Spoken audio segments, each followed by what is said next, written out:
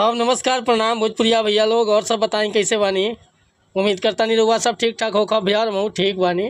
तो स्वागत बाटे आप सबके राइटर विजय बागी के चैनल पर। और आज उपस्थित बानी भैया रहुआ सबके बीच में लेके नवरात्रि स्पेशल देवी गीत, स्पेशली थामे वाली मैया के ऊपर। अब बहुत बढ़िया गीत के रचना के लिए बानी। दिल से बताओ तो नहीं भैया कि अगर नया म्यूजिक बनवा के बढ़िया से गा दें तो गाना बजी भैया। तो चलिए देर ना करते हुए मैटर के शुरुआत कर लिया कि कैसे गीत के गावे के बा, का एक धुन बा, का लय बा। लेकिन वीडियो स्टार्ट कर से पहले भैया एगो बात बतावल चाहो। रहुआ अगर नया सिंगर बानी आ सिंगिंग में इंटरेस्ट बा, अच्छा मैटर के तलाश में भटकतानी, बढ़िया गीत नहीं खे मिलत, सही तुकबंदी नहीं खे मिलत या आपके मन पसंद के मैटर नहीं खे मिलत, तो भैया अगर हमारा चैनल पर आ गए बानी तो चैनल के सब्सक्राइब कर ली, बेल आइकन प्रेस कर ली।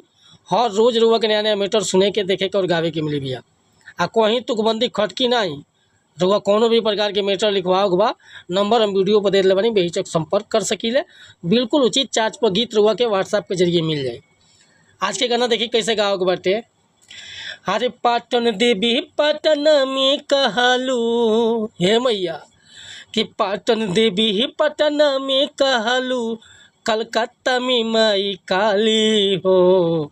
आ धन्य भइल माई थावे नगरिया, मन के पूजालू थामे वाली हो। कि धन्य भइल माई थामे नगरिया, बन के पूजालू थामे वाली हो। पाटन देवी पटन में कहलू, कलकत्ता में माई काली हो। आ धन्य भइल माई थामे नगरिया, बन के पूजालू थामे वाली हो।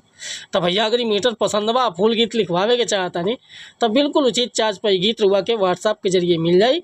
नंबर हमारे वीडियो पर बा। चैनल पर पहली बार आए लोग भैया तो चैनल के सब्सक्राइब कर ले।